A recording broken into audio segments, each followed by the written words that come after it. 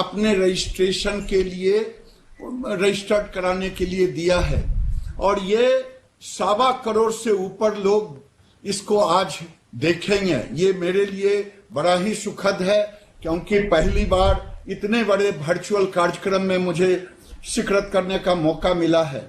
मंच पे आसीन माननीय राज्यपाल महोदय जी का भी स्वागत करता हूं, माननीय मुख्यमंत्री जी और माननीय उप मुख्यमंत्री जी बिहार, जिनके नेतृत्व में मुझे इस विभाग में भी उनके साथ काम करने का मौका मिला, माननीय गृह राज्य मंत्री जी नित्यानंद राय जी, मेरे मंत्रालय मेरे सहयोगी माननीय डॉक्टर संजीव बालियान जी, माननीय श्री प्रताप चंद्र सारंगी जी, कृषि राज्य मंत्री कैलाश चौधरी जी और साथ में सांसद जायसवाल जी, संजय जायसवाल जी और भारतीय जनता पार्टी के अध्यक्ष माननीय प्रेम कुमार जी, जो बिहार के कृषि पशुपालन और मत्स्य के मंत्री हैं, और साथ ही साथ बिहार विधानसभा के ओजस्वी स्पीकर माननीय विजय कुमार चौधरी जी तथा बिहार में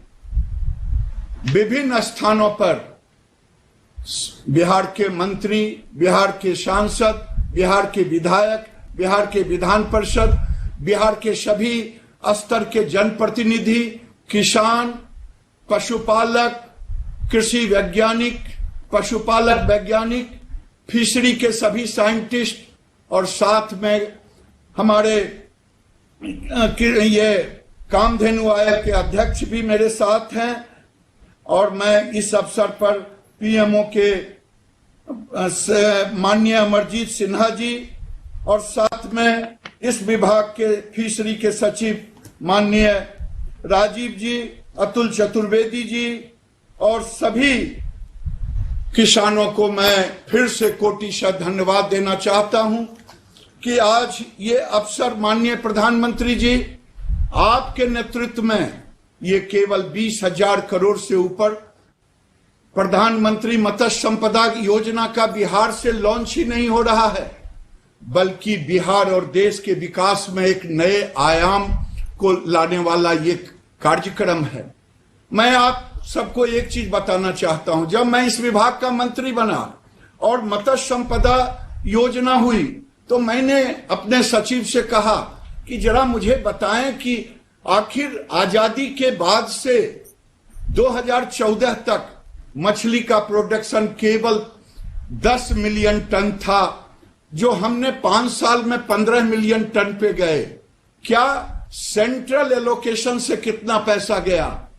जान करके मुझे बड़ा आश्चर्य हुआ कि 1947 से लेकर 2014 तक मात्र 3,680 करोड़ हुआ, जबकि 6 साल में हम 26,000 करोड़ का आपके नेतृत्व में आपने इस विभाग को उन ऊंचाइयों पर ले जाने का काम किया। 47 से लेकर 14 तक 10 मिलियन और आपके कार्यकाल में 15 से 20 तक में 5 मिलियन, और आपने दिया है एक दिशा जिसमें हम 70 लाख टन यानी 7 मिलियन हम ले जाएंगे 5 साल में। ये मत्स्य संपदा केवल मछली का उत्पादन नहीं बढ़ाएगा, करोड़ों युवकों को, महिलाओं को रोजगार के अवसर, समुद्री में आपने सीवीड का जिससे सेल्फ हेल्प ग्रुप को रोजगार मिलेगा, और वहीं हमने ऑर्नामेंटल फिश जो नॉर्थ इंडिया में भी सेल्फ हेल्प ग्रुप से जुड़ करके ये दुनिया में $15 बिलियन से ज्यादा का मार्केट है, हमारा शेयर नगण्य है। इसलिए मैं मत्स्य संपदा योजना को एक परिवर्तन की योजना मानता हूं, किसानों के लिए, मछुआरों के लिए और मछली पालकों के लिए। फीड बनाने वाले, आज आप मधेपुरा के नौजवानों ने फीड मिल खोला है, कभी बाहर से आता था, वही नहीं, मछली के क्षेत्र में प्रधानमंत्री जी लैब नहीं था कि मछली के स्वास्थ्य का 2 लैब को आपने बिहार में दिया, एक किशनगंज के फिशरी कॉलेज में, दूसरा दिया ढोली फिशरी कॉलेज जो सेंट्रल यूनिवर्सिटी राजपूषा में है। ये बताता है कि हम कैसे इसको एक्सपोर्ट को ले जाने का आपका ध्येय है। आपने वही नहीं किया बल्कि ब्रूड को भी जोड़ा। आपने कहा था मुझे कि इसे quality of seed, quality of feed और उसके डायग्नोस्टिक को आप, तो वो सारे के सारे आज सीतामढ़ी में ब्रूड बैंक का भी आज उद्घाटन है। यानी हम ब्रूड बैंक को भी ले रहे हैं, एक्वेटिक लैब को भी ले रहे हैं और वहीं फीड को भी ले रहे हैं। ये एक अभूतपूर्व परिवर्तन लाने वाला ये कार्यक्रम है। माननीय प्रधानमंत्री जी, आपके नेतृत्व में 5 साल में 24,000 हेक्टेयर में नए तालाब खुले। बिहार भी एक ऊंचाई पर ले जाने का काम किया। 1,000 हेक्टेयर नए तालाब 5 साल में हुए। ये मेरे लिए सुखद है। वहीं प्रधानमंत्री जी, आपने किसानों को एक ऊंचाई पर ले जाने के लिए पशुपालक देश में 9 करोड़ से ऊपर हैं, जिसमें 5 करोड़ प्रधानमंत्री जी, 6 करोड़ जो पशुपालक खेतीहर पशुपालक हैं, 4 करोड़ से ऊपर पशुपालक ऐसे हैं जिनके पास जमीन नहीं है। लेकिन एक विसंगति है। हमारे यहां, मैं बेगूसराय से सांसद हूं, 14 लाख लीटर वहां होता, milk cooperative union 5 lakh litre लेता, अमूल भी वहां कलेक्शन करता, प्राइवेट भी। 14 लाख मतलब 4 लाख कंजम्पशन करते, 3 करोड़ प्रतिदिन आता। लेकिन जब मैंने खोजा कि यहां देसी गाय 15 लीटर की कितनी है, तो अंगुलियों पर गिना मिला। एचएफ खोजा, अंगुलियों पर मिला। आज जेके ट्रस्ट के द्वारा एक मोबाइल वैन के द्वारा IVF इन विट्रो फर्टिलाइजेशन का डेमो दिखाया जाएगा, जिसमें आपने टेक्नोलॉजी को सहारा लेने के लिए कहा, आपने टेक्नोलॉजी को प्रमुखता दी। आज एक गाय बेगूसराय में हो सकता है 50 से ऊपर बच्चे देने का एम्ब्रियो के द्वारा। समय अधिक हो गया है, लेकिन 3 चीज आपने बहुत बड़ा कदम उठाया है। पूर्णिया में जो सीमेन स्टेशन दिया है, भारत में सरकारी क्षेत्र में 50 लाख डोज का कहीं भी नहीं है। प्रधानमंत्री जी, एक तरफ सॉर्टेड सेक्स सीमन 50,000 बिहार को आज लॉन्च करेंगे, जिससे केवल बछिया ही पैदा होगी।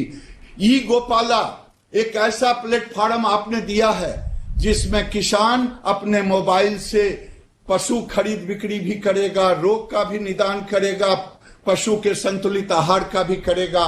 प्रधानमंत्री जी, समय की कमी है, मैं आपको बिहार की धरती पर वर्चुअल से ही सही कोटिशत धन्यवाद देता हूं कि आपने बिहार को उपहार नहीं दिया है, बल्कि बिहार के किसानों के जीवन में एक तरक्की लाने का टेक्नोलॉजी का सहारा लेकर के मैं आपको कोटिशत धन्यवाद देता हूं। विभाग की ओर से, बिहार की ओर से, बिहार के किसानों की ओर से बहुत बहुत धन्यवाद। धन्यवाद महोदय। अब मैं बिहार के माननीय उप मुख्यमंत्री श्री सुशील मोदी जी से संबोधन हेतु अनुरोध करता हूं। देश के लोकप्रिय प्रधानमंत्री आदरणीय श्री नरेंद्र मोदी जी, महामहिम राज्यपाल महोदय, बिहार के माननीय मुख्यमंत्री श्री नीतीश कुमार जी, भारत सरकार के माननीय मंत्री श्री गिरिराज सिंह जी, बिहार विधानसभा के माननीय अध्यक्ष श्री विजय चौधरी जी, माननीय मंत्री डॉक्टर प्रेम कुमार जी, भारत सरकार एवं बिहार सरकार के सभी मंत्रीगण, कार्यक्रम में उपस्थित सभी विधायक, सांसद, पार्षदगण और बिहार के करोड़ों पशु एवं मत्स्य पालक किसान बहनों और भाइयों, माननीय प्रधानमंत्री जी, ये वही विभाग है जो विभाग पूरी दुनिया में पशुपालन घोटाले के कारण चर्चित हुआ था। और 2005 में जब माननीय नीतीश जी इस बिहार के मुख्यमंत्री बने, कोई इस विभाग का मंत्री बनने के लिए तैयार नहीं था, क्योंकि 2005 के पहले जितने मंत्री बने उनको बारी बारी से जेल जाना पड़ा।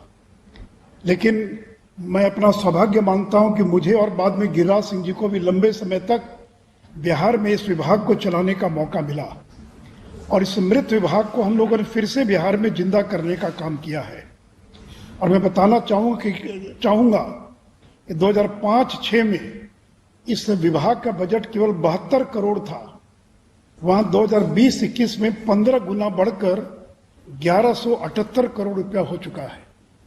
मैं माननीय मुख्यमंत्री जी को धन्यवाद देना चाहूंगा, जिनकी दूरदृष्टि के कारण बिहार पशु विज्ञान विश्वविद्यालय की बिहार में स्थापना की गई और किशनगंज के अंदर पशु विज्ञान महाविद्यालय की स्थापना की गई। और हम लोगों ने देखा कि कोई लड़के वेटनरी की पढ़ाई नहीं करना चाहते, अगर नामांकन हो गया तो बीच में छोड़कर चले जाते हैं। तो हमारी सरकार ने तय किया कि वेटनरी में पढ़ने वाले सभी लड़कों को 2-2 हजार रुपए की छात्रवृत्ति देंगे और बिहार देश का पहला राज्य है जो वेटनरी में पढ़ने वाले सभी छात्रों को 2 हजार रुपए की छात्रवृत्ति दे रहा है। आदरणीय प्रधानमंत्री जी, 7-8 से लेकर 19-20 के दौरान दूध के उत्पादन में बिहार ने दुगनी वृद्धि प्राप्त की है। जहां पर 57 लाख मैट्रिक टन दूध का उत्पादन होता था, वहीं पर यह बढ़कर 104 लाख मैट्रिक टन हो चुका है। दूध के जो प्रोसेसिंग है, ये जहां 7-8 में 8,45,00,000 लीटर प्रतिदिन होता था, अब ये बढ़कर 33,55,000 लीटर प्रतिदिन हो चुका है। बिहार के लोग टीकाकरण नहीं जानते थे कि गाय और बैल को, पशु को टीका भी लगाया जाता है। तो जहां 6 करोड़ 64 लाख टीकाकरण 7-8 में हुआ था, वहां बढ़कर अब 16 करोड़ 98 लाख टीकाकरण जो है और हो चुका है। और इतना ही नहीं तो कोरोना काल में जब दूध की खरीदारी करने वाले लोग नहीं थे लेकिन दूध का उत्पादन हो रहा था, बिहार के कॉम्फेड ने प्रतिदिन किसानों के दूध को खरीदने का काम किया और 4 महीने में 800 करोड़ रुपए से ज्यादा किसानों का भुगतान किया गया। जब हम लोग सरकार में आए तो बिहार में कोई पाउडर का प्लांट नहीं था। जो दूध का पाउडर होता, यहां से रायबरेली दूध जाता था और वहां से पाउडर बनकर आता था। और आज बिहार में 112 मैट्रिक टन प्रति वर्ष क्षमता का पाउडर प्लांट तैयार हो चुका है। और इस कोरोना काल में 5 लाख लीटर दूध प्रतिदिन का पाउडर का निर्माण किया जा रहा था और 2200 टन जो मिल्क पाउडर था वो क्वारंटाइन सेंटर और आंगनबाड़ी केंद्रों में पहुंचाने का काम हुआ है। प्रधानमंत्री जी, आपके पहल से आज जो बिहार में फिश लैब स्थापित हो रहा 10 करोड़ की लागत से, इससे बिहार के 300 करोड़ से ज्यादा का लाभ बिहार के पशुपालकों को होगा। क्योंकि मछलियों की बीमारी से प्रति वर्ष 300 करोड़ से ज्यादा का नुकसान हुआ करता था। तमिलनाडु के बाद यह देश का दूसरा सबसे बड़ा लैब होगा। उसी प्रकार प्रधानमंत्री जी, मत्स्य उत्पादन में भी जहां 7-8 में 2,88,000 मैट्रिक टन मछली का उत्पादन होता था, अब इसमें 3 गुना की लगभग वृद्धि होकर 6,41,000 मैट्रिक टन मछली का उत्पादन हो रहा है। और अब बिहार की मछली नेपाल, सिलीगुड़ी, बनारस, गोरखपुर, रांची, अमृतसर, इन सभी शहरों के अंदर 33,000 मैट्रिक टन मछली का निर्यात हम प्रतिवर्ष बिहार से कर रहे हैं। प्रधानमंत्री जी, बिहार के लोगों को फिश फीड की जानकारी नहीं थी कि फिश फीड क्या होता है, कि मछली को भी चारा खिलाया जाता है, ये भी लोग नहीं जानते थे। और आज आपके कर कमलों से फिश फीड के प्लांट का भी और बिहार के अंदर उद्घाटन हो रहा है। तो माननीय प्रधानमंत्री जी, मुझे पूरा भरोसा है, मुझे पूरा विश्वास है कि 294 करोड़ की लागत की जो आपने सौगात दी है, तो बिहार के अंदर ब्लू रेवोल्यूशन और व्हाइट रेवोल्यूशन, इन दोनों की दिशा में बिहार और तेजी से आगे बढ़ेगा और बिहार के करोड़ों पशुपालक और मत्स्य पालकों की आमदनी जो है दुगना करने में हम सफल होंगे। इन्हीं शब्दों के साथ आपको धन्यवाद और बधाई देता हुआ अपनी बात समाप्त करता हूं। धन्यवाद। धन्यवाद महोदय। अब मैं माननीय मुख्यमंत्री बिहार श्री नीतीश कुमार जी से आग्रह करूंगा कि वे अपने अभिभाषण से हमें लाभान्वित करें।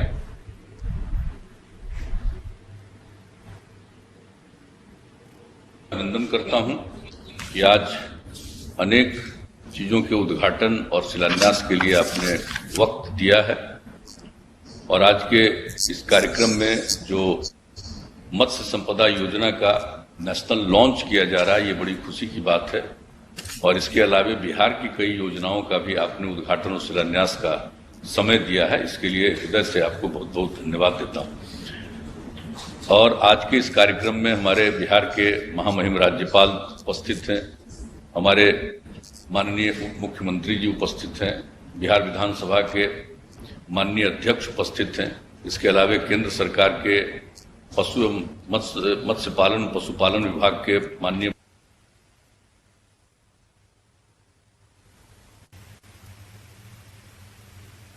के लिए अभिनंदन करता हूं। और आपने जो यहाँ कार्यक्रम किया, अनेक योजनाओं का जिसका जिक्र हमारे अभी माननीय मुख्यमंत्री जी ने भी किया, माननीय केंद्रीय मंत्री जी ने भी इसकी चर्चा की है। मैं उस बात को दोहराना नहीं चाहता हूं, क्योंकि हम सब लोग आपको सुनना चाहते हैं।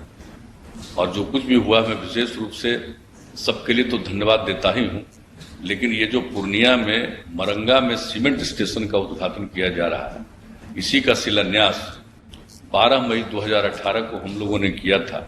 और इतने कम समय में ये काम पूरा हो गया। जब हम लोग वहां पर गए थे शिलान्यास करने, तो एक बड़ी प्रसन्नता हो रही थी कि आखिरकार ये जो पूरा हो जाएगा और ये काम शुरू हो जाएगा, तो इसकी क्षमता होगी प्रतिवर्ष 50 लाख सीमेन स्ट्रॉ कृत्रिम गर्भाधान के उपयोग हेतु इसका होगा। तो बिहार में तो ये पूरा सबको मिल ही जाएगा, लेकिन इसके बाद पूर्वोत्तर राज्यों में और अन्य राज्यों में भी इसकी सुविधा लोगों को मिलेगी। और ये जो काम हो रहा है, इसके लिए हम लोगों ने 80 एकड़ जमीन उपलब्ध कराया और इसके लिए कार्यक्रम चलता रहे। तो उस पर कई पूर्ण क्षमता प्राप्त करने के लिए इसकी उच्च गुणवत्ता हेतु 59 पदों को स्वीकृत किया गया है। उसके संचालन के लिए राज्य सरकार ने अपनी तरफ से भी करीब 47 करोड़ रुपए का भी प्रावधान किया है। तो अब इतना अच्छा ये काम हो जाएगा आपके उद्घाटन के बाद सीमेंट स्टेशन का। और उसके बाद जो डॉक्टर राजेंद्र प्रसाद केंद्रीय कृषि विश्वविद्यालय, खुशी की बात है, ये तो हम लोगों का अपना बिहार का विश्वविद्यालय था और बाद में इसको केंद्रीय कृषि विश्वविद्यालय के रूप में मंजूरी दी गई। तो उसमें जो पूसा में अधीन school of agri business management के भवन का उद्घाटन किया जा रहा है, जिसकी लागत राशि 11 करोड़ रुपए है। साथ ही यहाँ के छात्रों के लिए हॉस्टल, स्टेडियम एवं अंतर्राष्ट्रीय गेस्ट हाउस के निर्माण का भी शिलान्यास किया जा रहा है। इसकी कुल प्राकलित राशि 63 करोड़ रुपए का है। तो एक सेंट्रल यूनिवर्सिटी के लिए भी काम हो रहा है। और दूसरा, यहाँ पर हम लोगों ने जिसकी चर्चा की गई, यहाँ पर पहली बार हम लोगों ने पशु विज्ञान विश्वविद्यालय की स्थापना की पटना में। एक जो ये कॉलेज था, एनिमल हस्बेंड्री कॉलेज था, हम लोगों ने इसको पशु विज्ञान विश्वविद्यालय के रूप में स्थापित इसको किया है। और इसके बाद यहाँ पर पटना में भ्रूण प्रत्यारोपण तकनीक प्रयोगशाला का उद्घाटन किया जा रहा है आपके द्वारा। और इससे राज्य में दूध उत्पादन में बढ़ोतरी होगी और किसानों की आय में वृद्धि होगी। इसके लिए भी बहुत धन्यवाद। और हम लोगों ने जो किशनगंज है, वहां पर यहाँ बिहार में हम लोगों ने कृषि महाविद्यालय की स्थापना की थी। बहुत अद्भुत वो कृषि महाविद्यालय की स्थापना की गई है। उसको कोई देखेगा तो उतना बड़ा एरिया इस देश के किसी भी एग्रीकल्चर कॉलेज को नहीं। जब हम लोगों ने उसमें एग्रीकल्चर कॉलेज स्थापित करने का नाम दिया, और जब इनका निधन हो गया कलाम साहब का, पूर्व राष्ट्रपति, तो हम लोगों ने उन्हीं के नाम पर इसका नामकरण भी कर दिया। और इसमें तो फिर मत्स्य के लिए भी हम लोगों ने कॉलेज की स्थापना कर दी है और पशु के लिए भी हम लोग वहां पर कॉलेज की स्थापना करने का निर्णय ले चुके हैं। अब वहां पर जो आप लोगों ने इतना अच्छा काम कर दिया, अब तो जो फिशरीज कॉलेज में जो वही डॉक्टर कलाम कृषि महाविद्यालय का अंग है, तो प्रधानमंत्री मत्स्य संपदा योजना के तहत मछली के रोग की जांच और इसके नियंत्रण के का सबकी चर्चा की गई। ये बहुत प्रसन्नता का विषय है और आपको इस बात की जानकारी होगी ही। हम लोगों ने बिहार के बारे में तो उन्होंने बता दिया, पशु एवं मत्स्य संसाधन विभाग के बारे में हम माननीय उप मुख्यमंत्री जी ने, लेकिन यहाँ कृषि के क्षेत्र में भी कोई हाल नहीं था। आजकल तो कुछ लोग बोलते रहते हैं। हम लोगों को बिहार के लोगों ने काम करने का मौका दिया और जो बिहार में हम लोगों ने काम किया है, तो बिना काम को देखे कुछ से कुछ लोग बोलते रहते हैं। जो कृषि का क्षेत्र था और बिहार की जो आबादी है, माननीय प्रधानमंत्री जी, 89% आबादी हम लोगों के लोग गांव में रहते हैं। इतना बड़ा राज्य माना जाता है, इसका 89% आबादी गांव में और 76% आबादी कृषि और इससे जुड़े हुए अन्य चीजों पर निर्भर है। इसलिए हम लोगों ने उनके उत्थान के लिए यहाँ बहुत आकलन और अध्ययन किया। और हमारे अभी उप मुख्यमंत्री जी, यहाँ पर तो कोई जानता ही नहीं था मछली वगैरह के उत्पादन के लिए, कुछ नहीं होता था, अपने आप जितना हो गया। तो यहाँ से पहली बार लोगों को हम लोगों ने भेजा, इन्होंने भेजा सबको बात करके, मत्स्य पालकों से बात करके, ये जो अपना केंद्रीय जो है विश्वविद्यालय, central institute of fisheries education, ये काकीनाडा में आंध्र प्रदेश में और central inland fisheries research institute Kolkata में। तो इन सब जगहों पर भेजा गया, हजारों की संख्या में लोगों को हम लोगों ने ट्रेनिंग मिलाया और उसके बाद वो काम बढ़ता गया। और इसके बाद तो आपको पता ही है, हम लोगों ने कृषि रोड मैप की स्थापना की। पहला रोड मैप 2008 से 12 तक, फिर 12 से 17 दूसरा कृषि रोड मैप और तीसरा कृषि रोड मैप 17 से 22 के लिए चल रहा है। और इसमें जो प्रगति हुई है दूध के बारे में इन्होंने बता दिया। और इसके अलावे दूध के अलावे कई चीजों में इतना हुआ, मांस का भी उत्पादन हुआ। अंडा का औसत वार्षिक उत्पादन 7-8 में 106 करोड़ प्रति वर्ष से बढ़कर के 274 करोड़ प्रति वर्ष हो गया। यहाँ पर अंडा भी बाहर से आता था, सबसे ज्यादा तो आंध्र प्रदेश साइड से अंडा आता था। अब आजकल वो घट करके इतना कम हो गया, बाहर से आने वाला बहुत कम अब आ रहा है, अब यही हो जा रहा है सब चीज। और मांस के उत्पादन में भी वृद्धि हुई है। 1.8 लाख मीट्रिक टन था जो बढ़कर के 3.83 लाख मीट्रिक टन हो गया है। मछली के उत्पादन के लिए उन्होंने बता दिया है कि इतना मछली का उत्पादन बढ़ गया है। अब मात्र 65,000 मीट्रिक टन मछली अब बाहर से आता है, बाकी समूचा सब कुछ यहाँ पर काम शुरू हो गया है। तो इसलिए एक एक चीज के लिए जो हम लोगों ने यहाँ पर जानकारी दी कि भेजा गया और किस तरह से हम लोगों ने यूनिवर्सिटीज वगैरह की स्थापना की और इसके अलावे कॉलेजेस की और स्थापना की। और उन्होंने बता दिया कि जब हम लोग देखते थे कि एग्रीकल्चर से और ये पशुपालन से लोग चले जाते थे, स्टूडेंट बहुत रहते नहीं थे, तब हम लोगों ने पहली बार तय किया और हर स्टूडेंट को, हर छात्र 2,000 रुपया प्रति माह और 6,000 रुपया हम लोग देते हैं उन लोगों को किताब वगैरह खरीदने के। तो उसके बाद से सब सारे स्टूडेंट रहने लगे।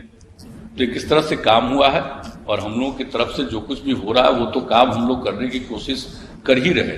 एक जो सबसे अच्छी बात है यहाँ के लिए, जो आप लोगों ने योजना शुरुआत की है, उसको और वृद्धि मिलेगी।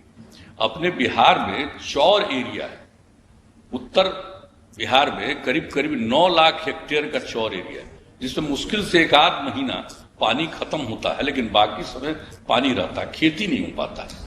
अभी हम लोगों ने सब जगह देख करके अंत में निर्णय करा दिया और राज्य सरकार से भी योजना शुरू कर दी है कि भाई जो चौर किसके एरिया में है, जो भी पूरे एरिया में ही चौर है, तो जिसका भी है उसको हम लोग अब प्रेरित कर रहे हैं कि एक हिस्सा उसको और गड्ढा करके बना दीजिए आप तालाब, और उसी को निकाल करके मिट्टी को दूसरी तरफ भर दीजिए ताकि वो खेत हो जाए। और हम खुद भी देखने गए छपरा जिले में, और जो इतना अच्छा से काम लोगों ने शुरू किया है और राज्य सरकार ने भी एक योजना बना करके उसमें लोगों को मदद देने का और राज्य सरकार की तरफ से कर रहे हैं कि एक तरफ लोग मत्स्य पालन करेंगे और दूसरी तरफ उसी में खेती लोग जो करेंगे तो बहुत अच्छे ढंग से उसमें और चीज खेती, फल का, फूल का, इन सब चीजों की खेती हो जाएगी। तो जो कुछ भी एक और चीज खास बात है यहाँ पर बहुत ज्यादा, ये जिसको नीलगाय लोग कहता है, नीलगाय तो है नहीं, है गुड़परास, यह है खुड़परास।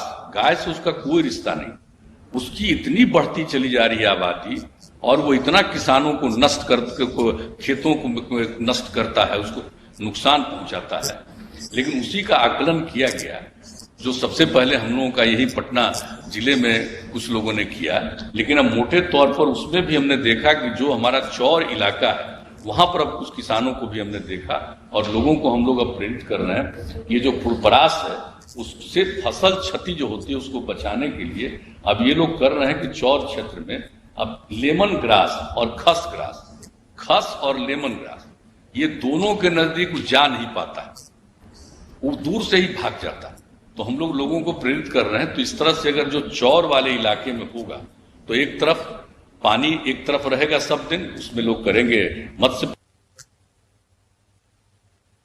करेंगे, लोगों की आमदनी बहुत बढ़ने वाली। तो आपकी जब योजनाएं आ गई और आपने जिस तरह से मदद करने का निश्चय कर दिया है, ये मत्स्य संपदा योजना ये मामूली चीज नहीं है। अब ये मत्स्य संपदा योजना हो गई तो इसका तो लाभ लोगों को देश भर में मिलेगा, हमारे यहाँ के लोग भी लाभ लेंगे और अन्य प्रकार की योजनाओं की। और हमने तो आपको कह देते हैं, अभी हमको लगता है कि गिरिराज जी थोड़ा भूल रहे थे, इनको याद हो जाना चाहिए कि हम लोगों ने उसी समय से कहना शुरू किया है, नीचे मछली ऊपर बिजली। यानी मछली का भी उत्पादन, उस पर सौर ऊर्जा का भी। तो कहते कहते अंत में अब एक जगह लोग प्रयोग के तौर पर शुरू किया है कि नीचे मछली और ऊपर से सौर ऊर्जा का भी इंतजाम करेगा। तो ये सब काम हम लोग कर रहे हैं, लेकिन कर रहे हैं राज्य के अंतर्गत। लेकिन अब आपकी तरफ से जो योजनाओं की सहायता मिली, उससे हमारे बहुत सारे किसान हैं, कई योजनाओं का उनको लाभ मिलेगा, उनकी और आमदनी बढ़ेगी। और कुछ योजना जो आप लोगों की तरफ से लागू की गई है, इसका मैं समझता हूं कि पशुपालन के क्षेत्र में, इन क्षेत्रों में बहुत ज्यादा लाभ मिलेगा। और इसलिए इस योजना के आयोजन के लिए मैं आपको पुनः आपका अभिनंदन करता हूं। और आपको मैं इतना ही आश्वस्त करता हूं कि बिहार के लोगों को खुशी हो, जो हमने कह दिया कि हम लोगों के अभी भी 76% लोग इन्हीं चीजों पर। अब इसके लिए जो काम किया जाएगा तो उनको इतनी खुशी हो। सब चीज अंदरूनी और गांव में लोगों को इसका बहुत एहसास होता है और उनको इस बात को लेकर के बड़ी प्रसन्नता होती है। इसलिए मैं सब लोगों की तरफ से भी और अपनी तरफ से भी मैं आपको का पुनः हृदय से अभिनंदन करता हूं और इस कार्यक्रम के लिए मैं बहुत बहुत धन्यवाद देता हूं। धन्यवाद महोदय। अब मैं माननीय प्रधानमंत्री जी से सादर निवेदन करता हूं कि बटन दबाकर प्रधानमंत्री मत्स्य संपदा योजना का शुभारंभ कर इसे राष्ट्र को समर्पित करें। इस अवसर पर मुझे यह बताते हुए हर्ष हो रहा है कि इस योजना के अंतर्गत आज 21 राज्यों एवं केंद्र शासित प्रदेशों में लगभग 1700 करोड़ रुपए की योजनाओं का शुभारंभ किया जा रहा है।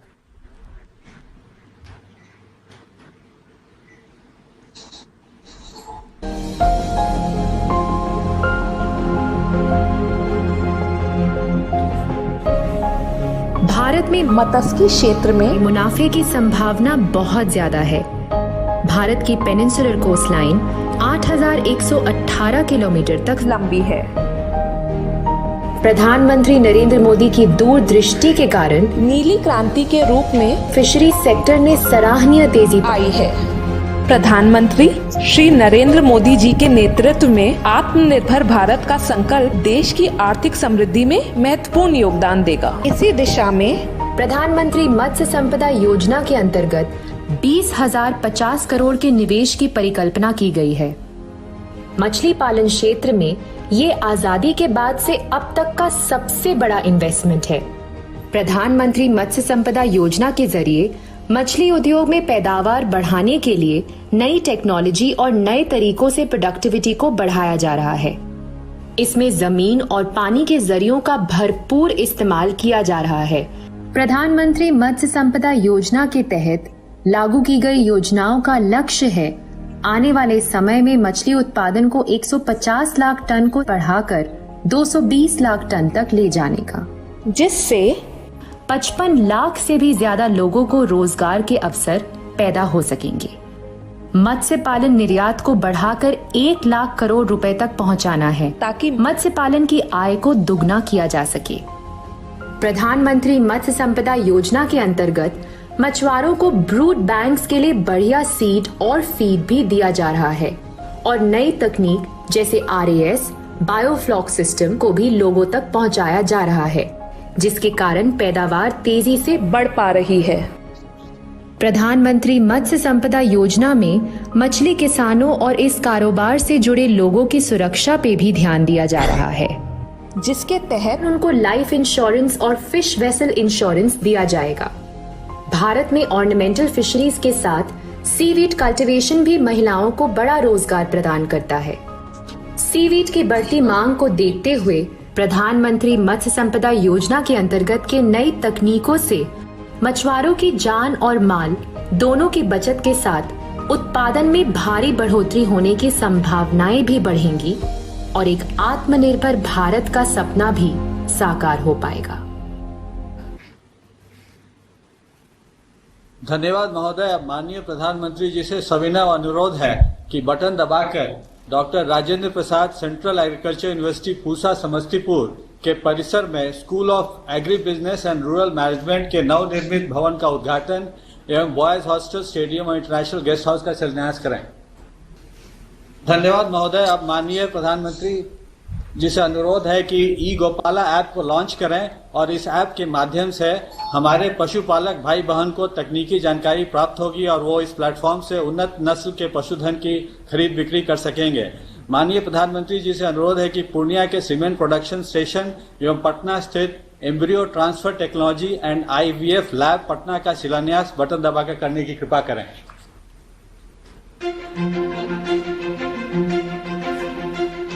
ई गोपाला ऐप माननीय प्रधानमंत्री श्री नरेंद्र मोदी के नेतृत्व में लॉन्च की जाने वाली ई गोपाला ऐप का उद्देश्य एक व्यापक पशु सूचना प्रणाली के साथ सेक्टर को डिजिटल बनाना है। यह ऐप गूगल प्ले स्टोर से डाउनलोड की जा सकती है।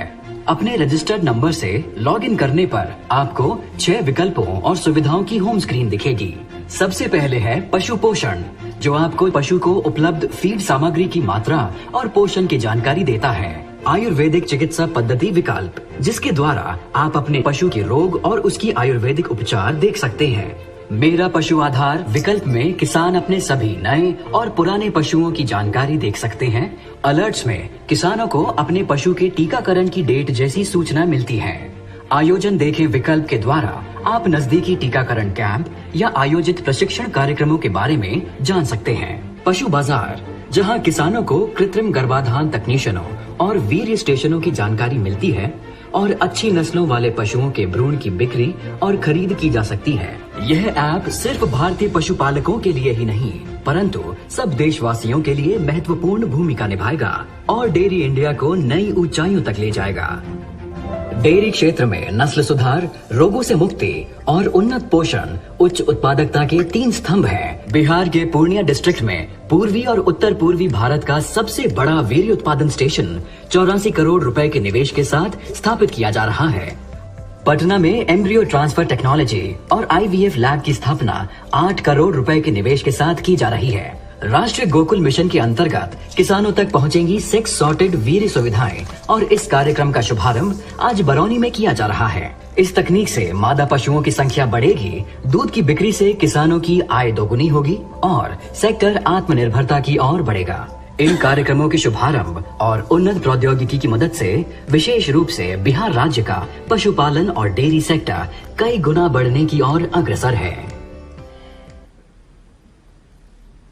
धन्यवाद महोदय। अब हम पूर्णिया जिला चलेंगे, जहां श्रीमती मोनिका भारती माननीय प्रधानमंत्री जी से संवाद के लिए सीमेंट प्रोडक्शन स्टेशन में उपस्थित हैं। माननीय प्रधानमंत्री जी, मेरी ओर से आपको प्यार भरा प्रणाम।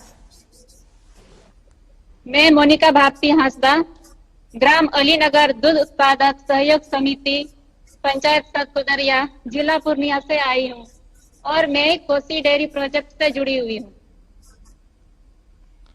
मोनिका जी, आपके घर में कौन कौन है? मेरे घर में मेरे हस्बैंड है, मेरे 2 बच्चे हैं, मेरे भैया भाभी हैं, उनके 3 बच्चे हैं, दादी है और सास ससुर हैं। बड़ा विशाल परिवार है। Yes sir. पशुपालन के अलावा और भी कोई काम करती हैं या फिर इससे ही गुजारा चल जाता है? अभी तो सर इससे ही गुजारा चल जाता है, मतलब ग्रेजुएट किए हैं लेकिन अभी कोई रोजगार नहीं मिला है, तो अभी पशुपालक से ही और कृषि है, मतलब किसान है, क्या कर रहे हैं। किस विषय में ग्रेजुएशन किया? हिस्ट्री में। अच्छा, कहाँ पर किए? मनिहारी कॉलेज से किया सर। अच्छा, अभी आपके पास कितनी गाय हैं? 2 गाय हैं। अच्छा, और कितने दूध की बिक्री दिन भर में हो जाती है? प्रतिदिन 10 लीटर। 10 लीटर? अच्छा जी। आप पहले से ही सहकारी समिति से जुड़ी थी या फिर कहीं और दूध बेचती थी?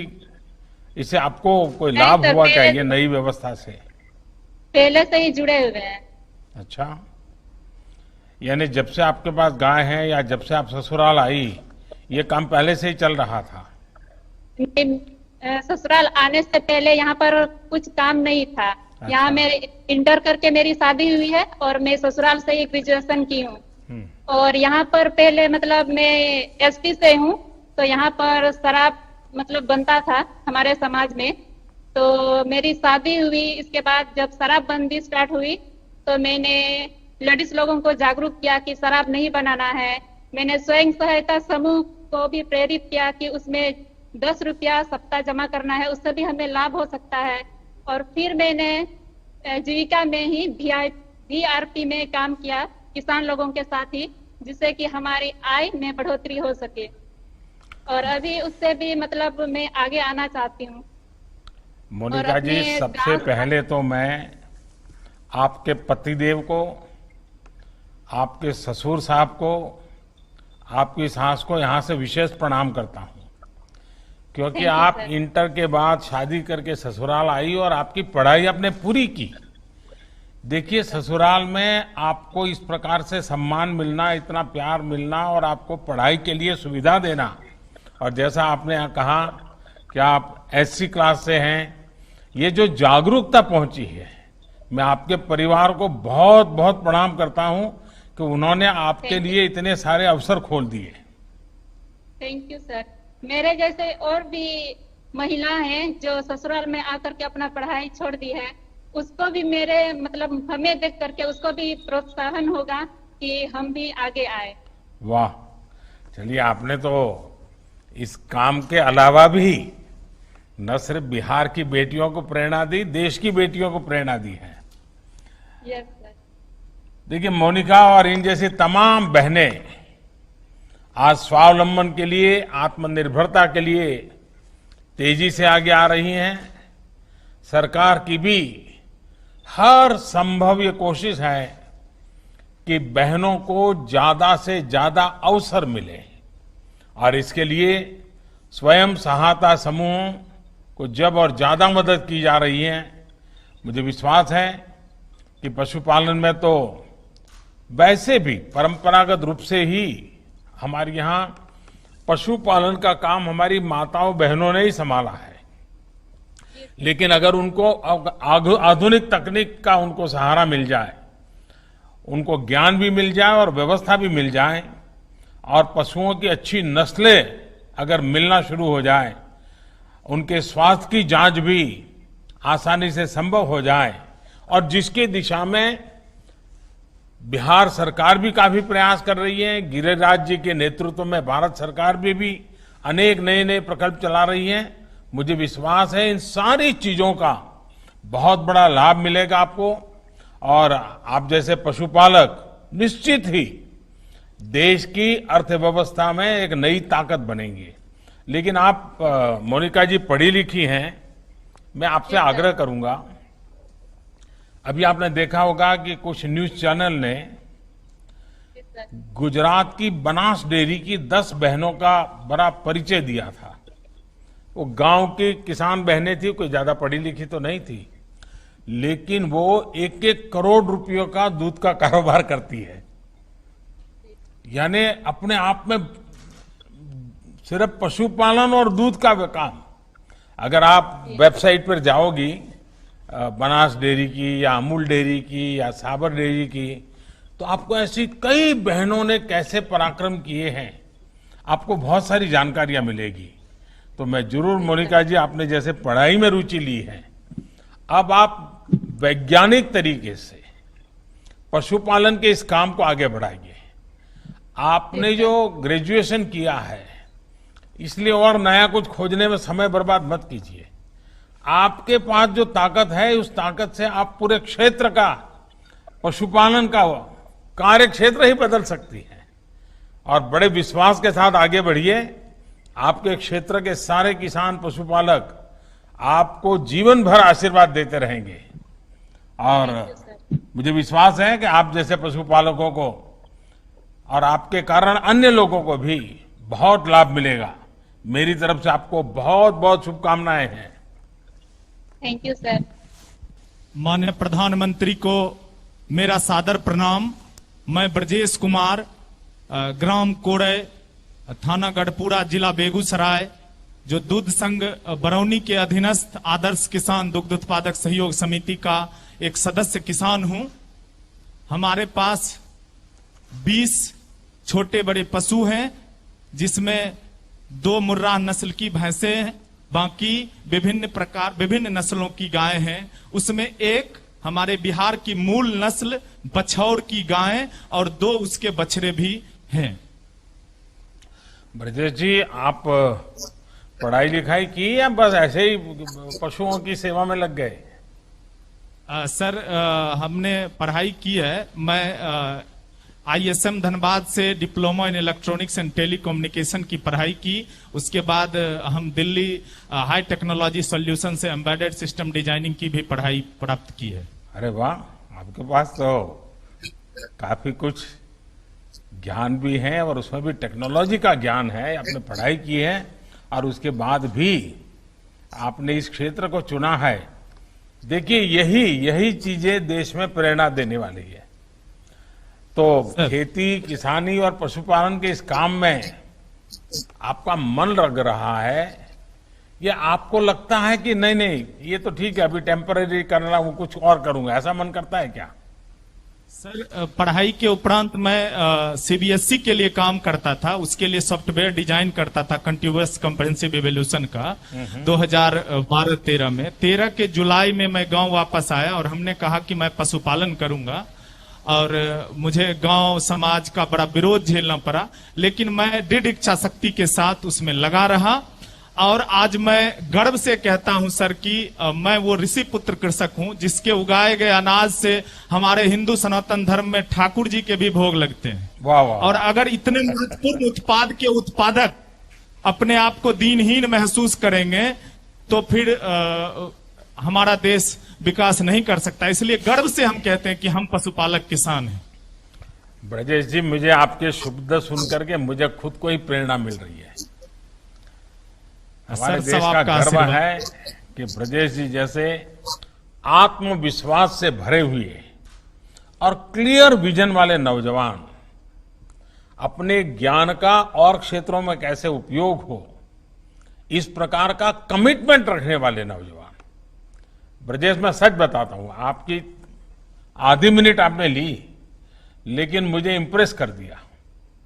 देखिए, गांव में रहकर अपने घर पर ही ये जो काम कर रहे हैं, उसे कितनी आमदनी हो जाती है, कितनी बचत हो जाती है, ये तो शायद आप हिसाब किताब नहीं लगाते होंगे, लेकिन आपका कमिटमेंट है इसलिए करते होंगे। लेकिन फिर भी मैं जानना चाहूंगा कि क्या स्थिति होती है।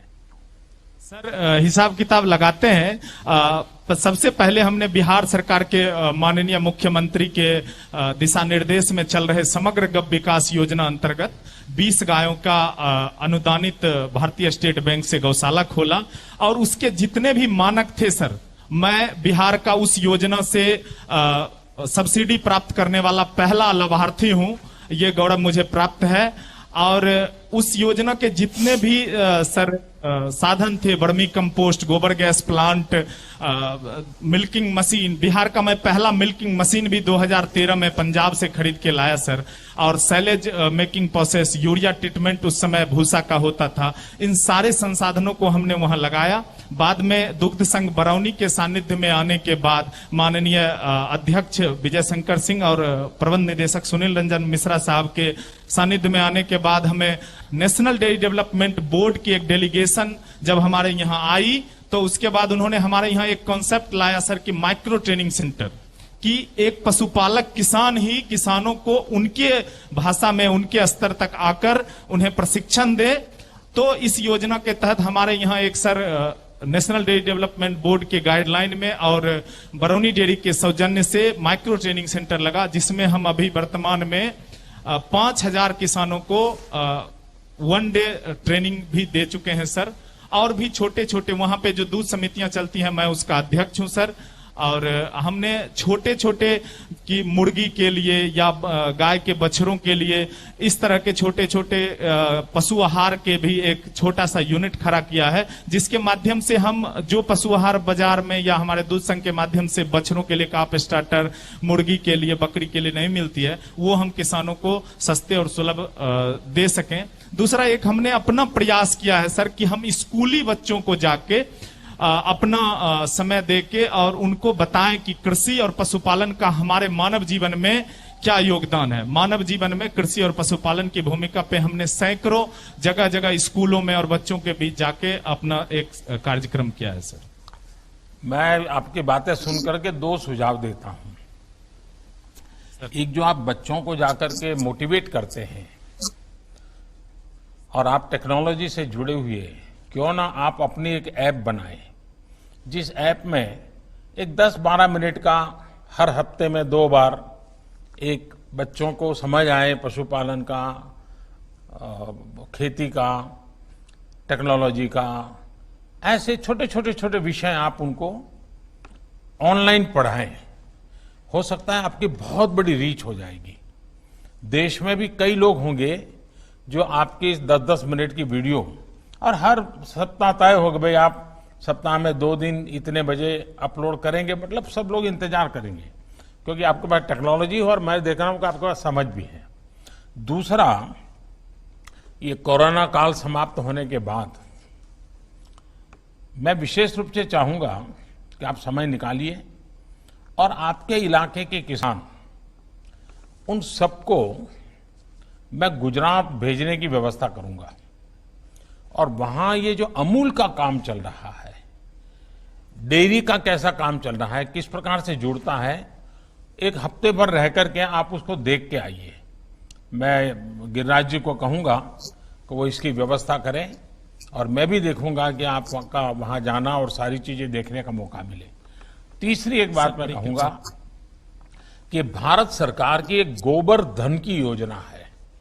जैसे आप गोबर गैस का प्लांट चला रहे हैं, लेकिन 40-50 गांवों का संयुक्त, फिर लोग अपने यहां पुराने जो बूढ़े पशु हैं उनको छोड़ नहीं देंगे, रखेंगे, क्योंकि उसके जो वेस्ट है आज उसकी की कीमत मिलती है और आप एक बहुत बड़ी मात्रा में ऊर्जा का केंद्र बना सकते हैं। तो गोवर्धन योजना जो भारत सरकार की है उसका भी फायदा लेने की दिशा में आप जरूर सोचिए। मैं गिरिराज जी को बताऊंगा कि वो आपके संपर्क में रह करके, क्योंकि आपने बड़ा रिवॉल्यूशनरी कदम उठाए हैं और एक दीर्घ दृष्टि के साथ कदम उठाया, ऐसा मैं अनुभव कर रहा हूं। और जब गांव के व्यक्ति के पास से ये धरती के अनुभव को सुनता हूं तो सचमुच में मेरे लिए बड़ी खुशी बात होती है। और गांव की किसानों की आय बढ़ाने के लिए सरकार जो प्रयास कर रही है उसमें आप जैसे नौजवानों का जुड़ना बहुत बड़ा लाभ करेगा। हम लोगों ने, आपने देखा होगा, कई पुराने कानूनों को बदल दिया है। कई कानून जो किसानों के लिए एक प्रकार से जंजीर बन गए थे उनको हमने हटा दिया है। आपको या आपके गांव के किसानों को इसकी जानकारी मिलती रहे, इसके लिए लगातार प्रयास करना चाहिए। मैं फिर एक बार आपको बहुत बहुत बधाई देता हूं और पूरे गांव के लोगों को जिस प्रकार से आपने जोड़ा है, अगल बगल के गांव को जोड़ा है और आधुनिकता, टेक्नोलॉजी इस दिशा में जोड़ा है, देश के पढ़े लिखे नौजवानों के लिए आपका ये प्रयास बहुत ही प्रेरक है। मेरी तरफ से आपको बहुत बहुत शुभकामनाएं हैं। धन्यवाद। अब मधेपुरा के प्रधानमंत्री मत्स्य संपदा योजना के लाभार्थी श्री ज्योति मंडल जी की बारी है, जिनका फिश फीड मिल का उद्घाटन माननीय प्रधानमंत्री द्वारा किया गया है। मधेपुरा से ज्योति मंडल बोल रहा हूं सर। प्रधानमंत्री जी को बहुत बहुत प्रणाम सर। ज्योति जी नमस्कार। जी प्रणाम सर। जी बताइए, अपना जरा बात बताइए, क्या कर रहे हैं? हाँ सर, पहले खेती करते थे, उसमें आमदनी कम होती थी। अब मछली पालन कर रहे हैं 4-5 साल से 10 हेक्टेयर में सर, उससे काफी आमदनी बढ़ गई है। क्या फर्क आया? पहले की तुलना में कितना फर्क आया? पहले की तुलना में कम से कम 5 से 10 गुना फर्क आया। ओहो, अच्छा। तो आप पहले क्या पढ़ाई वढ़ाई की है या पहले से खेती में ही लगे थे? नहीं सर, पढ़ाई किए हैं। साइंस कॉलेज पटना से बीएससी ऑनर्स किए थे सर, उसके बाद जेएनयू से एमए किया है सर। और उसका किसान यहाँ पर खेती कर रहे हैं, प्लांटेशन किया है और सर खेती कर रहे हैं। तो उसमें मछली पालन ही मेरा मेन खेती है सर। अच्छा, आपने पोस्ट ग्रेजुएशन किया, जेएनयू से किया, और आपने मछली पालन ही क्यों चुना? क्यों विचार आया? आप आगे रिसर्च में जा सकते थे और कोई व्यवसाय भी आप चुन सकते थे। सर उसी समय मेरे मन में आया सर, जो गांव किसान के लिए कुछ किया जाए। किसान लोग बहुत ही, हम लोग के मधेपुरा जिला बहुत गरीब जिला है सर। हिंदुस्तान का सबसे गरीब जिला में मधेपुरा जिला है सर। यहाँ किसानों की स्थिति बड़ी बदतर थी। लेकिन आप लोगों के आने के बाद से सर, राजपाट आने के बाद से बहुत अच्छी स्थिति आ रही है। अभी मछली पालन में मतलब 5 गुना वृद्धि हो रही है किसानों की आमदनी में सर। पहले 10 से 20 हजार एक एकड़ में कमाई होता था सर। आज की डेट में कम से कम किसान 1 एकड़ वाटर एरिया से 1 लाख से 10 लाख 20 लाख तक कमा सकता है सर। आपकी जो योजना थी सर, जो हम 22 में 2 गुना करेंगे आमदनी, अगर किसान मछली पालन शुरू करे सर तो 5 गुना आमदनी तो निश्चित रूप से होगी सर। ज्योति जी, आपकी बात सुनकर के देश के किसान भी आपको सुन रहे हैं। ये जो आत्मविश्वास आप बता रहे हैं, जब चारों तरफ कुछ लोग निराशा फैलाने की कोशिश कर रहे हैं, और ज्योति जी आप तो स्वयं विश्वास की ज्योति जगा रहे हो।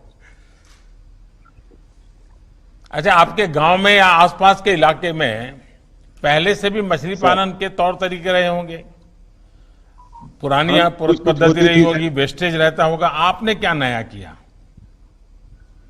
हमने सर उसमें चारा खिला करके सर, देखिए मछली की वृद्धि काफी होती है, तो चारा खिलाने के लिए सर चारा यहाँ काफी महंगा मिलता है। यहाँ नियरेस्ट पॉइंट छत्तीसगढ़ और आंध्र प्रदेश से आता था चारा सर, वो काफी महंगा किसानों को मिलता था, हमको मिलता था काफी महंगा। लेकिन जब हम यहाँ इसीलिए चारा मिल यहाँ पर स्थापित किए हैं सर, जो किसानों को सस्ता में चारा मिलेगा और आमदनी गारंटी के साथ सर हम कह रहे हैं जो 5 से 10 गुना किसानों की आमदनी बढ़ जाती। अब मत्स्य संपदा योजना के तहत आपने फिश फीड मिल भी शुरू की है, और मैं पीछे देख रहा हूं कि, और इस योजना से आप अपने साथ साथ पूरे क्षेत्र को ज्यादा प्रोत्साहित करने के लिए आगे भी कुछ करें, ये मेरी अपेक्षा है। हो सकता है क्या कुछ कर सकते हैं आप? जी सर, कर रहे हैं सर, प्रचार प्रसार काफी कर रहे हैं और काफी आदमी इसमें जुड़ रहा है सर। मछली पालन में काफी आदमी सर इसमें जुड़ रहा है और काफी बढ़िया खेती शुरू हुआ है सर। लोग आपके यहाँ देखने के लिए आते हैं क्या, कैसे आप कर रहे हैं वो? जी सर आते हैं। अच्छा जी सर आते हैं सर। देखिए, देश में गांव और किसान की आय बढ़ाने के लिए ब्लू रिवॉल्यूशन पर व्यापक काम हो रहा है। कोशिश ये है कि नदियों, तालाबों में, समंदर में, जहां भी हो, हम जल के भीतर के संसाधनों का संरक्षण और संवर्धन भी करें और उसमें आजीविका भी कमाएं, ताकि किसान को भी लाभ हो, पर्यावरण, जल के भीतर का जीवन भी अधिक सुरक्षित हो। सरकार इसके लिए हर स्तर पर आर्थिक और तकनीकी मदद मुहैया करा रही है, और मैं चाहूंगा कि आपके माध्यम से, भले आज मधेपुरा आपके हिसाब से गरीबी में 10 नंबर में हो, लेकिन आप जिस दिशा में चले हैं, देखते ही देखते मधेपुरा गरीबी के इस टीके से बाहर आ सकता है। और आप जैसे पढ़े लिखे किसान जब मैदान में आए हैं तो पक्का आएगा, और भारत सरकार, राज्य सरकार पूरी तरह आपके साथ खड़ी रहेगी, ये मैं आपको विश्वास दिलाता हूं।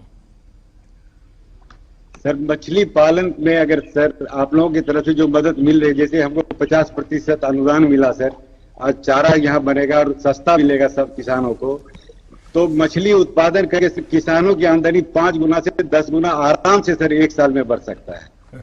और ये आदमी देख रहा है और सोच रहा है, हर आदमी अब सोच रहा है जब हम तालाब खुदाएं मछली पालन करें सर। चलिए, बहुत बहुत बधाई आपको और बहुत शुभकामनाएं मेरी। धन्यवाद महोदय। वार्ता के अंत में श्री राजू कुमार पटना को आमंत्रित करते हैं। श्री राजू कुमार प्रधानमंत्री मत्स्य संपदा योजना के अंतर्गत फिश ऑन व्हील्स के लाभार्थी हैं।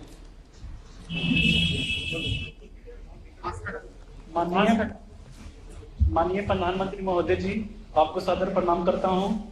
मैं पटना जिला के रहने वाला हूं।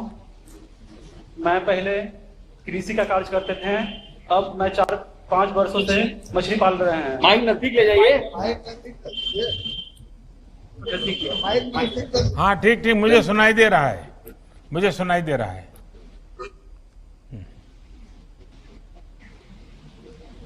इस योजना की जानकारी हमें अखबार और जिला मत्स्य पदाधिकारी से मिली, पर हमें तालाब से मछली बिक्री करने पर ज्यादा मुनाफा नहीं मिल पाता था। अब हम इस तालाब की मछली बेचने पर ज्यादा मुनाफा मिलेगा।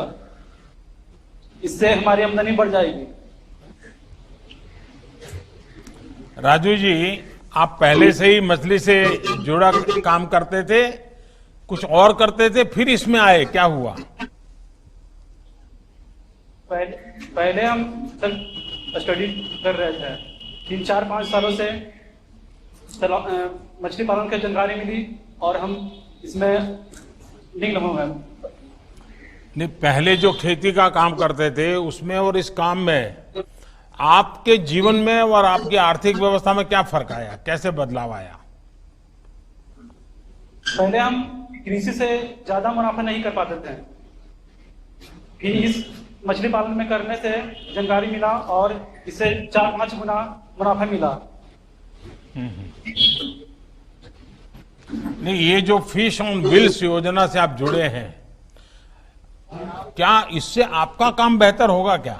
यानी आपको लगता है कि आपका कारोबार बढ़ेगा और जो अपने सपने हैं वो पूरे हो पाएंगे? फिश ऑन व्हील्स से गाड़ी मिलने से घूम घूम कर मछली बेचेंगे और हमारी मछली तेजी से बिकेगी। अभी कितनी जगह पे पहुंचाते हैं आप? ये व्हील लेकर के जाकर के कितनी जगह पे पहुंचाते हैं आप? अभी सर शुरुआत है सर। अभी शुरुआत है। इतना से पहली बार हमको लाभ मिला सर। नहीं, देखिए, आपकी पहचान बन जाएगी, फिर तो लोग तय करेंगे भैया शाम को 5 बजे आप यहाँ मिलते हैं, 3 बजे यहाँ मिलते हैं, दोपहर 2 बजे यहाँ मिलते हैं। सब लोग आप मालूम होगा कि आपके पास पहुंचना है तो कैसा, ऐसा बराबर परफेक्ट प्लान कर लिया है आपने? अभी सर नहीं किया है सर। हाँ, नहीं तो कर लेना चाहिए। लोगों को पता होना चाहिए कि आप कहाँ पर कितने बजे किस कोने में खड़े होंगे, तो जो भी आपका क्लाइंट है, कस्टमर है, उनको पता होगा कि आपके पास यहाँ पहुंचना है, तो आपको बहुत सुविधा बढ़ेगी। देखिए राजू जी, एक प्रकार से आप पूरी तरह से आत्मनिर्भर होने की दिशा में आगे बढ़ रहे हैं और हो जाएंगे, मेरा पक्का विश्वास है। मछली भी अपनी ओर से मछली से जुड़े ज्ञान पान का व्यवसाय भी अपना, देखिए ये अपने आप में बहुत बड़ी बात है। और इसलिए राजू जी, मेरी आपको बहुत शुभकामनाएं हैं। मत्स्य संपदा योजना का लक्ष्य की यही है कि ज्यादा से ज्यादा युवाओं को फिशरीज से जुड़े सेक्टर में उत्पाद से लेकर के वैल्यू एडिशन के काम में जोड़ा जाए। और इससे 2 काम होंगे, एक तो व्यापक मात्रा में रोजगार तैयार होंगे और दूसरा हमारा एक्सपोर्ट बढ़ेगा, जिससे देश के पास ज्यादा संसाधन आएंगे। तो मेरी आप सबको बहुत बहुत शुभकामनाएं राजू जी। अब मैं माननीय प्रधानमंत्री जी को, हम सबको उनके मार्गदर्शन के लिए सादर आमंत्रित करता हूं। रउआ सभे के प्रणाम बा। देशवा खातिर, बिहार खातिर, गांव के जिंदगी के आसान बनावे खातिर और व्यवस्था मजबूत करे खातिर मछली उत्पादन, डेयरी, पशुपालन और कृषि क्षेत्र में पढ़ाई और रिसर्च से जुड़ले सैकड़न करोड़ रुपया के योजना के शिलान्यास और लोकार्पण भइल है। एकरा खातिर सौसे बिहार के भाई बहन लोगन के अनघा बधाई देतनी। बिहार के गवर्नर फागू चौहान जी, मुख्यमंत्री श्रीमान नीतीश कुमार जी, केंद्रीय मंत्रिपरिषद के मेरे साथी श्रीमान गिरिराज जी, कैलाश चौधरी जी, प्रताप चंद्र सारंगी जी, संजीव बालियान जी, बिहार के उप मुख्यमंत्री भाई सुशील जी, बिहार विधानसभा के अध्यक्ष श्रीमान विजय चौधरी जी, राज्य मंत्रिमंडल के अन्य सदस्यगण, सांसदगण, विधायकगण और मेरे प्रिय साथियों, आज जितनी भी ये योजनाएं शुरू हुई हैं, उनके पीछे की सोच ही यही है कि हमारे गांव 21वीं सदी के भारत आत्मनिर्भर भारत की ताकत बने, ऊर्जा बने। कोशिश ये है कि अब इस सदी में ब्लू रिवॉल्यूशन यानी मछली पालन से जुड़े काम, व्हाइट रिवॉल्यूशन यानी डेयरी से जुड़े काम, स्वीट रिवॉल्यूशन यानी शहद उत्पादन से जुड़े काम हमारे गांवों को और समृद्ध और सशक्त करें। प्रधानमंत्री मत्स्य संपदा योजना इसी लक्ष्य को ध्यान में रखकर बनाई गई है। आज देश के 21 राज्यों में इस योजना का शुभारंभ हो रहा है। अगले 4-5 वर्षों में इस पर 20,000 करोड़ रुपए से ज्यादा खर्च किए जाएंगे। इसमें से आज 1700 करोड़ रुपए का काम शुरू हो रहा है। इसी के तहत ही बिहार के पटना, पूर्णिया, सीतामढ़ी, मधेपुरा, किशनगंज और समस्तीपुर में अनेक सुविधाओं का लोकार्पण और शिलान्यास किया गया है। इससे मछली उत्पादकों को नया इंफ्रास्ट्रक्चर मिलेगा, आधुनिक उपकरण मिलेंगे, नया मार्केट भी मिलेगा। इससे खेती के साथ ही अन्य माध्यमों से भी कमाई का अवसर बढ़ेगा। साथियों, देश के हर हिस्से में, विशेष तौर पर समंदर और नदी किनारे बसे क्षेत्रों में मछली के व्यापार कारोबार को ध्यान में रखते हुए पहली बार देश में इतनी बड़ी व्यापक योजना बनाई गई है। आजादी के बाद इस पर जितना निवेश हुआ उनसे भी कई गुना ज्यादा निवेश प्रधानमंत्री मत्स्य संपदा योजना पर किया जा रहा है। और जब अभी गिरिराज जी बता रहे थे तो शायद ये आंकड़ों सुनकर के भी कईयों को अचरज लगेगा कि ऐसे चला था, लेकिन जब आप हकीकत जानेंगे तो आपको लगेगा कि ये सरकार कितने कितने क्षेत्रों में कितने कितने लोगों की भलाई के लिए कैसे कैसे लंबी योजना के कामों को आगे बढ़ा रही है। देश में मछली से जुड़े व्यापार कारोबार को देखने के लिए अब अलग से मंत्रालय भी बनाया गया है। इससे भी हमारे मछुआरे साथियों को, मछली के पालन और व्यापार से जुड़े साथियों को सुविधा हो रही है। लक्ष्य ये भी है कि आने वाले 3-4 साल में मछली निर्यात को 2 गुना किया जाए। इससे सिर्फ फिशरीज सेक्टर में ही रोजगार के लाखों नए अवसर पैदा होंगे। अभी जिन साथियों से मैं बात कर रहा था उनसे संवाद के बाद तो मेरा विश्वास और ज्यादा बढ़ गया है। जब मैंने राजू का विश्वास देखा और मैंने भाई ब्रजेश जी से बातें की, भाई ज्योति मंडल से बातें की और बेटी मोनिका, देखिए कितना विश्वास झलकता है। साथियों, मछली पालन बहुत कुछ साफ पानी की उपलब्धता पर निर्भर करता है। इस काम में गंगा जी को स्वच्छ और निर्मल बनाने के मिशन से भी मदद मिल रही है। गंगा जी के आसपास बसे इलाकों में रिवर ट्रांसपोर्ट को लेकर जो काम चल रहा है उसका लाभ भी फिशरीज सेक्टर को मिलना तय है।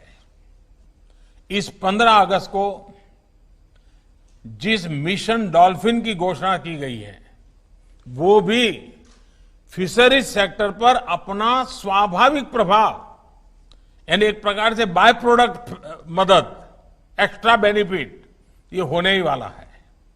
मुझे पता चला है कि हमारे नीतीश बाबूजी इस मिशन से जरा ज्यादा ही उत्साहित है और इसलिए मुझे पक्का विश्वास है कि जब गंगा डॉल्फिन की संख्या बढ़ेगी तो इसका लाभ गंगा तट के लोगों को तो बहुत मिलने वाला है, सभी को मिलने वाला है।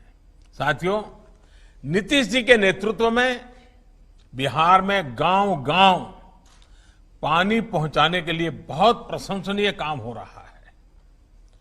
4-5 साल पहले बिहार में सिर्फ 2% घर पीने के साफ पानी की सप्लाई से जुड़े थे।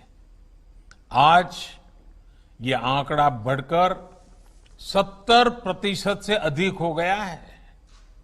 इस दौरान करीब करीब 1.5 करोड़ घरों को पानी की सप्लाई से जोड़ा गया है।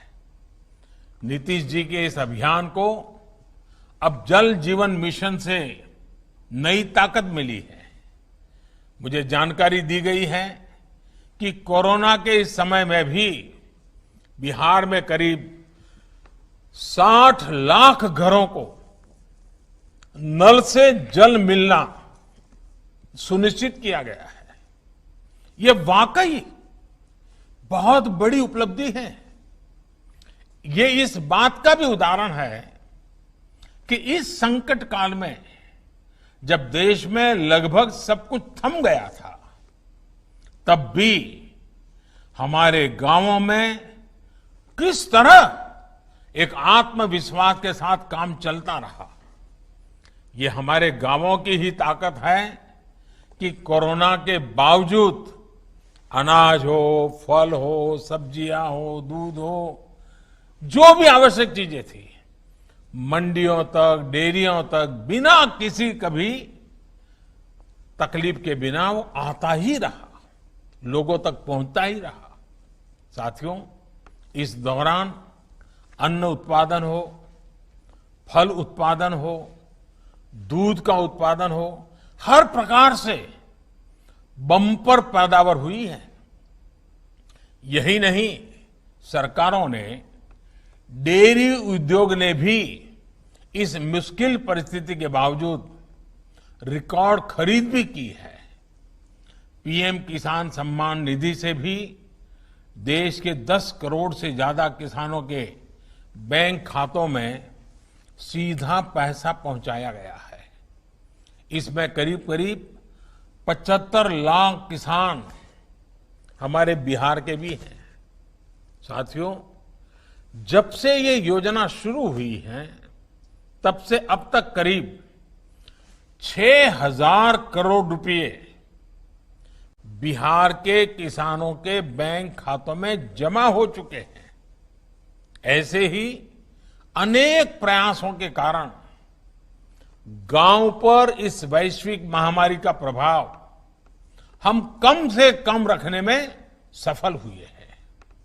ये काम इसलिए भी प्रशंसनीय है क्योंकि बिहार कोरोना के साथ साथ बाढ़ की विभीषिका का भी बहादुरी से सामना कर रहा है।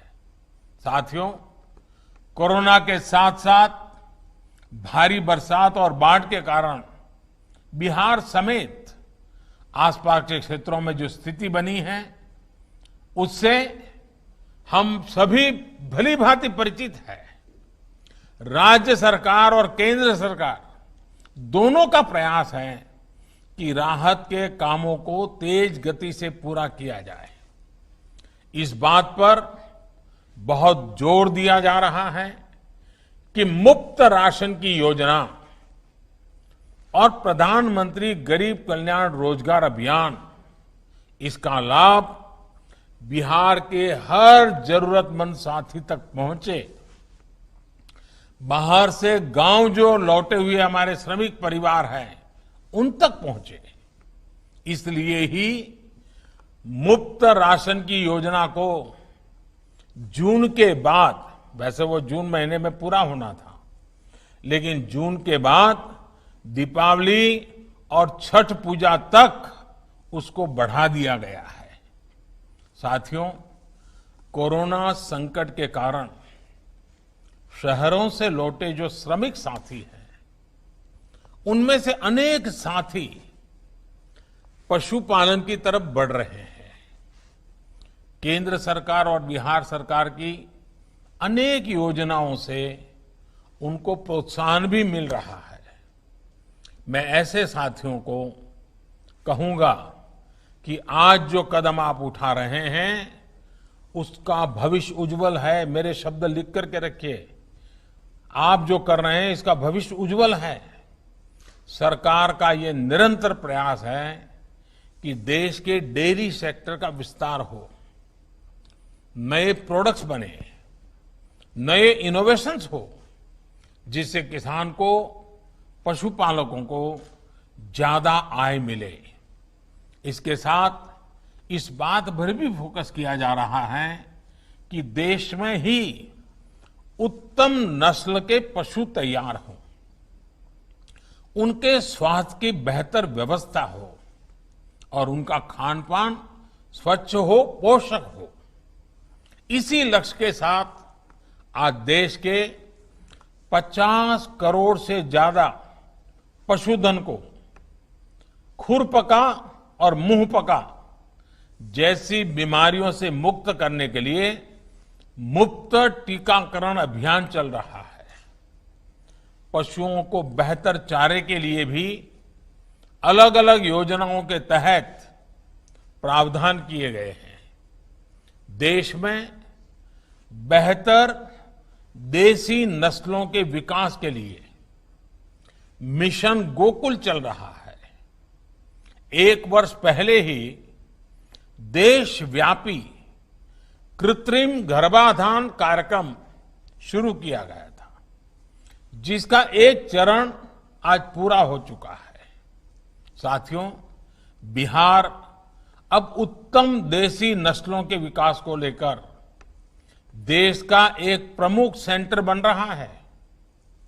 राष्ट्रीय गोकुल मिशन के तहत आज पूर्णिया, पटना, बरौनी में जो आधुनिक सुविधाएं बनी हैं, उससे डेयरी सेक्टर में बिहार की स्थिति और मजबूत होने वाली है। पूर्णिया में जो सेंटर बना है वो तो भारत के सबसे बड़े सेंटरों में से एक है। इससे सिर्फ बिहार ही नहीं, पूर्वी भारत के बड़े हिस्से को बहुत लाभ होने वाला है। इस केंद्र से बछौर और रेड पूर्णिया जैसी बिहार की देशी नस्लों के विकास और संरक्षण को भी और ज्यादा बढ़ावा मिलेगा। साथियों,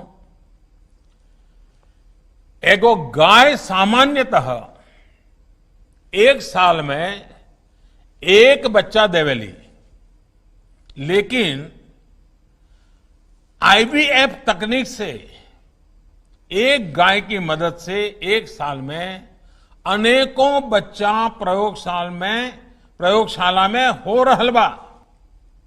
हमार लक्ष्य ई तकनीक के गांव-गांव तक पहुंचावे के बा। साथियों, पशुओं की अच्छी नस्ल के साथ ही उनकी देखरेख और उसको लेकर सही वैज्ञानिक जानकारी भी उतनी ही जरूरी होती है। इसके लिए भी बीते सालों से निरंतर टेक्नोलॉजी का उपयोग किया जा रहा है। इसी कड़ी में आज ई गोपाला ऐप शुरू किया गया है। ई गोपाला ऐप एक ऐसा ऑनलाइन डिजिटल माध्यम होगा जिससे पशुपालकों को उन्नत पशुधन को चुनने में आसानी होगी, उनको बिचौलियों से मुक्ति मिलेगी। ये ऐप पशुपालकों को उत्पादकता से लेकर उसके स्वास्थ्य और आहार से जुड़ी तमाम जानकारियां देगा। हमारे किसान को ये पता चल पाएगा कि उनके पशु को कब क्या जरूरत है और अगर वो बीमार है तो उसके लिए सस्ता इलाज कहां उपलब्ध है। यही नहीं, ये ऐप पशु आधार से भी जोड़ा जा रहा है। जब ये काम पूरा हो जाएगा तो ई गोपाला ऐप में पशु आधार नंबर डालने से उस पशु से जुड़ी सारी जानकारी आसानी से मिल जाएगी। इससे पशुपालकों को जानवर खरीदने बेचने में भी उतनी ही आसानी होगी। साथियों, कृषि हो, पशुपालन हो, मछली पालन हो, इन सब का विकास और तेजी से हो, इसके लिए वैज्ञानिक तौर तरीकों को अपनाना और गांव में आधुनिक इंफ्रास्ट्रक्चर बनाना बहुत ही आवश्यक है। बिहार तो वैसे भी कृषि से जुड़ी पढ़ाई और रिसर्च का अहम सेंटर रहा है। दिल्ली में यहां हम लोग पूसा पूसा सुनते रहते हैं। बहुत ही कम लोगों को पता है कि असली पूसा दिल्ली में नहीं बल्कि बिहार के समस्तीपुर में है, और यहां वाला तो एक तरह से उसका जुड़वा भाई है। साथियों, गुलामी के कालखंड में ही समस्तीपुर के पूसा में राष्ट्रीय स्तर का एग्रीकल्चर रिसर्च सेंटर खुला था। आजादी के बाद डॉक्टर राजेंद्र प्रसाद और जननायक कर्पूरी ठाकुर जैसे विजनरी नेताओं ने इस परंपरा को आगे बढ़ाया। इन्हीं के प्रयासों से प्रेरणा लेते हुए साल 2016 में डॉक्टर राजेंद्र प्रसाद कृषि विश्वविद्यालय को केंद्रीय विश्वविद्यालय के रूप में मान्यता दी गई। इसके बाद इस यूनिवर्सिटी में और उसके तहत चलने वाले कॉलेजों में कोर्सेज का भी और सुविधाओं का भी व्यापक विस्तार किया गया है। चाहे मोतिहारी में एग्रीकल्चर और फॉरेस्ट्री का नया कॉलेज हो, पूसा में school of agri business and rural management हो, बिहार में कृषि विज्ञान और कृषि प्रबंधन की पढ़ाई के लिए शिक्षा व्यवस्थाओं को और मजबूत किया जा रहा है। इसी काम को और आगे बढ़ाते हुए school of agri business and rural management की नई बिल्डिंग का उद्घाटन हुआ है। साथ ही नए हॉस्टल, स्टेडियम और गेस्ट हाउस का भी आज शिलान्यास किया गया है। साथियों, कृषि क्षेत्र की आधुनिक जरूरतों को देखते हुए पिछले 5-6 वर्षों से देश में एक बड़ा अभियान जारी है। 6 साल पहले जहां देश में सिर्फ एक केंद्रीय कृषि विश्वविद्यालय था, वहीं आज देश में 3 सेंट्रल एग्रीकल्चर यूनिवर्सिटीज हैं। यहां बिहार में जो बाढ़ हर साल आती है, उससे खेती किसानी को कैसे बचाया जाए, इसके लिए महात्मा गांधी रिसर्च सेंटर भी बनाया गया है। ऐसे ही मोतीपुर में मछली से जुड़ा regional research and training centre, Motihari में पशुपालन से जुड़ा कृषि और डेयरी विकास केंद्र, ऐसे अनेक संस्थान कृषि को विज्ञान और तकनीक से जोड़ने के लिए शुरू किए गए हैं। साथियों, अब भारत उस स्थिति की तरफ बढ़ रहा है जब गांव के पास ही ऐसे क्लस्टर बनेंगे जहां फूड प्रोसेसिंग से जुड़े उद्योग भी लगेंगे और पास ही उससे जुड़े रिसर्च सेंटर भी होंगे। यानी एक तरह से हम कह सकते हैं, जय किसान, जय विज्ञान और जय अनुसंधान। इन तीनों की ताकत जब एकजुट होकर काम करेगी, तब देश के ग्रामीण जीवन में बहुत बड़े बदलाव होने तय हैं। बिहार में तो इसके लिए बहुत संभावनाएं हैं। यहां के फल, चाहे वो लीची हो, जर्दालू आम हो, आंवला हो, मखाना हो या फिर मधुबनी पेंटिंग्स हो, ऐसे अनेक प्रोडक्ट बिहार के जिले जिले में हैं। हर एक जिले की अपनी पहचान है। हमें इन लोकल प्रोडक्ट्स के लिए और ज्यादा वोकल होना है। हम लोकल के लिए जितना वोकल होंगे, उतना ही बिहार आत्मनिर्भर बनेगा, उतना ही देश आत्मनिर्भर बनेगा। साथियों, मुझे खुशी है कि बिहार के युवा, विशेष तौर पर हमारी बहनें, पहले से ही इसमें सराहनीय योगदान दे रही है। श्रीविधि धान की खेती हो, लीज पर जमीन लेकर सब्जी उगाना हो, अजोला सहित दूसरी जैविक खादों का उपयोग हो, कृषि मशीनरी से जुड़ा हायरिंग सेंटर हो, बिहार की स्त्री शक्ति भी आत्मनिर्भर भारत अभियान को ताकत देने में आज आगे है। पूर्णिया जिले में मक्का के व्यापार से जुड़ा अरण्यक एफपीओ और कोसी क्षेत्र में महिला डेयरी किसानों की कौशिकी मिल्क प्रोड्यूसर कंपनी, ऐसे अनेक समूह प्रशंसनीय काम कर रहे हैं, प्रेरक काम कर रहे हैं। अब तो हमारे ऐसे उत्साही युवाओं के लिए, बहनों के लिए केंद्र सरकार ने विशेष फंड भी बनाया है। 1 लाख करोड़ रुपए के इस इंफ्रास्ट्रक्चर फंड से ऐसे एफपीओ, कृषि उत्पादक संघों को, सहकारी समूहों को गांव में भंडारण, कोल्ड स्टोरेज और दूसरी सुविधाएं बनाने के लिए आर्थिक मदद आसानी से मिल पाएगी। इतना ही नहीं, हमारी बहनों के जो स्वयं सहायता समूह हैं, उनको भी अब बहुत मदद दी जा रही है। आज बिहार में स्थिति ये है कि वर्ष 2013-14 की तुलना में अब स्वयं सहायता समूहों को मिलने वाले ऋण में 32 गुना की वृद्धि हुई है। ये दिखाता है कि देश को, बैंकों को हमारी बहनों के सामर्थ्य पर, उनकी उद्यमशीलता पर कितना भरोसा है। साथियों, बिहार के गांवों को, देश के गांवों को आत्मनिर्भर भारत का अहम केंद्र बनाने के लिए हमारे प्रयास लगातार बढ़ने वाले हैं। इन प्रयासों में बिहार के परिश्रमी साथियों का रोल भी बहुत बड़ा है और आपसे देश को उम्मीदें भी बहुत अधिक हैं।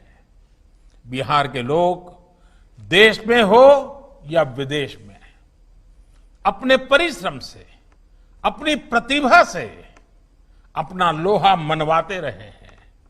मुझे विश्वास है कि बिहार के लोग अब आत्मनिर्भर बिहार के सपने को पूरा करने के लिए भी निरंतर इसी तरह काम करते रहेंगे।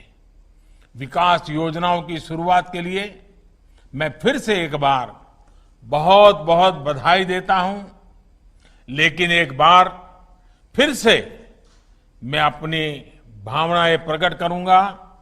मेरी आपसे कुछ अपेक्षाएं हैं, वो बताऊंगा, और मेरी अपेक्षा यही है, मास्क और 2 गज की दूरी के नियम का पालन अवश्य करिए, सुरक्षित रहिए, स्वस्थ रहिए, अपने घर में बड़ी आयु के जो परिवार के जन हैं उनको बराबर संभाल के रखिए।